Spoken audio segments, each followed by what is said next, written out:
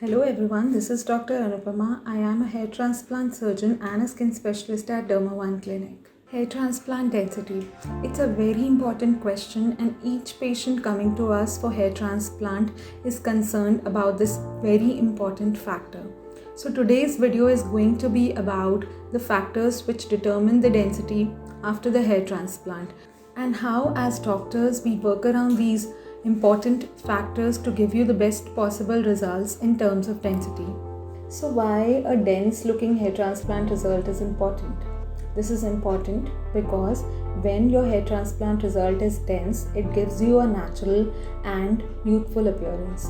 It is also important when you already have existing hair. So to match the density of your existing hair, it is important for us to give you a result which matches with the result of the existing hair.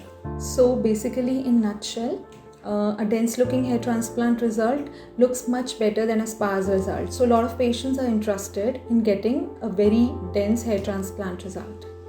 So now the important question is, what is the density of the natural hair? So naturally, the density which is there on our scalp is around 80 to 100 grafts per centimeter square, or what you can say is around 150 to 200 hairs per centimeter square. This is because each graft or a follicular unit contains around 1 to 4 hairs. So the important point to note here is that once a person loses his 50% of the hair, then only baldness starts to show. So in the simple words, it can be said that till that limit of 50%, your hair loss will not be noticed by any other person. Once you lose more hair after this limit of 50 to 60%, obviously it varies from patient to patient, but definitely after this, if you are continuously losing more hair, other people will start noticing your hair loss and hence the baldness. So what we understand from this particular point? We understand that with hair transplant, even if we are able to achieve a density of around 35 to 50 grafts per centimeter square, then also we are able to achieve very good and dense results. Now you can ask me why we are not doing hair transplants with density more than 50. So there are very important two factors which can help us in understanding why we are not going beyond the density of 50 grafts per centimeter square. So first is recipient area limitations. Recipient area is this area generally. So in male pattern hair loss, this area will become gradually bald. So as you lose your hair, this area also loses its blood supply. So basically a bald scalp is low in terms of number of blood vessels. When we are doing hair transplants, we have to make small incisions in the recipient area to place those grafts. Now we try to limit ourselves to around 35 to 50 incisions per centimeter square area. Why? Because when we make more incisions, it is possible that these incisions will interfere with the blood supply of the skin. So more number of incisions will further damage the skin. So to avoid this damage, we try to limit the number of incisions.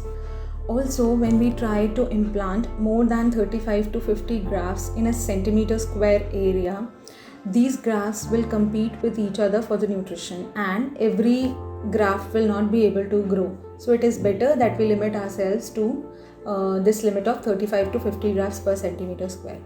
Now there is a standard limit. So the standard limit is 35 grafts per centimeter square. Now, as I've already discussed, the safe limit for the density is around 35 to 50 grafts per centimeter square. Now, how do we decide whether we should make 35 grafts per centimeter square or 50? So this is, it depends on the size of your grafts. So to accurately measure the size of your grafts, what we do is at the beginning of the surgery, we take out around 4 to 5 grafts from the donor area. We take out those grafts, then we measure their length and the width using the scale. So once we are sure what is the length and the thickness of the graft, we then make our blades. Using those blades, we make the incisions in the recipient area. Now suppose if you're having grafts which are very long or very thick, then the size of the blade will also be very long. Then if we make the incisions in the recipient area using that blade, then the size of the incision will also be very big, and if we make lot of incisions, then the chances of damage to the skin will be very high. So those who are having thick or long grafts, we try to make less number of incisions. Now going to the next example, if somebody is having very thin or very short grafts, then the size of the blade will also be very small, or the length will be small. Then using those small blades, we get a chance to make more number of incisions, because smaller incisions will not damage the blood supply to the skin. So in such cases, we can go till 45 or 50 grafts per centimeter square. Now let's discuss the donor area limitation. Basically, when we try to achieve densities of around 80 to 100 grafts per centimeter square in the recipient area, then we will have to take out everything from the donor area. So basically, to avoid that overconsumption of donor area, we limit ourselves to this 35 to 50 grafts per centimeter square only. This thing also helps us in preserving the donor area for the future transplants in some other area if somebody requires that.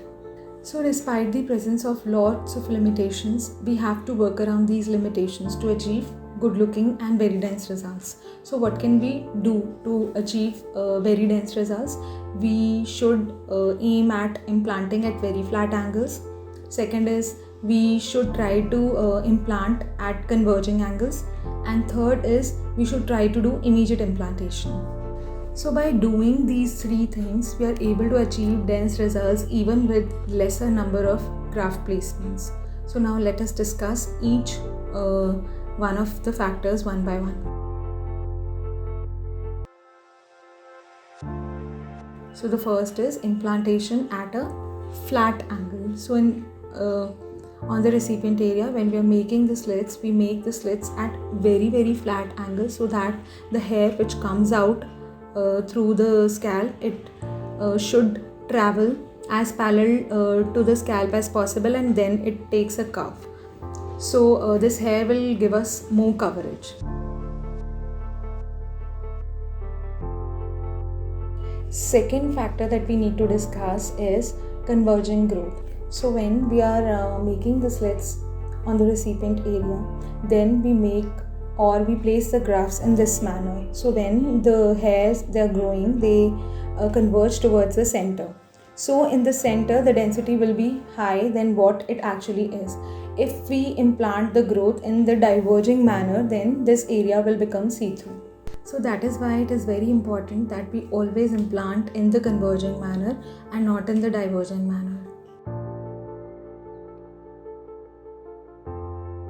Now the third important factor to achieve dense looking results is immediate implantation. What is immediate implantation? Basically, in immediate implantation, while doing the extraction, we simultaneously implant the grafts in the same go within minutes to seconds. We have made a separate video on immediate implantation. By doing immediate implantation, the result will be dense. Why? Because the growing grafts, they will be thick, and also they will grow in a better manner in terms of number also. So the ultimate result will be that by doing immediate implantation, compared to normal FUE, the results will be more dense. One more important factor in the recipient area, the central area should always get triple hair or 3 hair grafts, as this area is the cosmetically most important area, and also the blood supply here is little less. So to avoid making lot of incisions, we try to implant triple hair grafts or 3 hair grafts in this zone.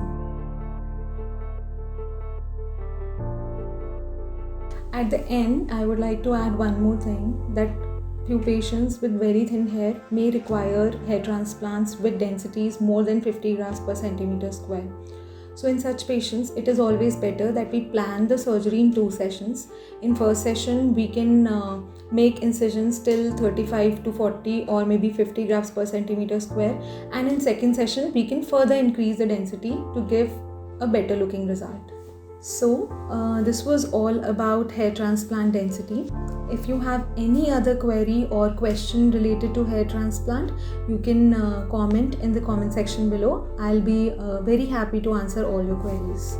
Please subscribe to our channel, and for more such videos and information, please click on the bell icon. You can also follow us on Facebook, Twitter and Instagram.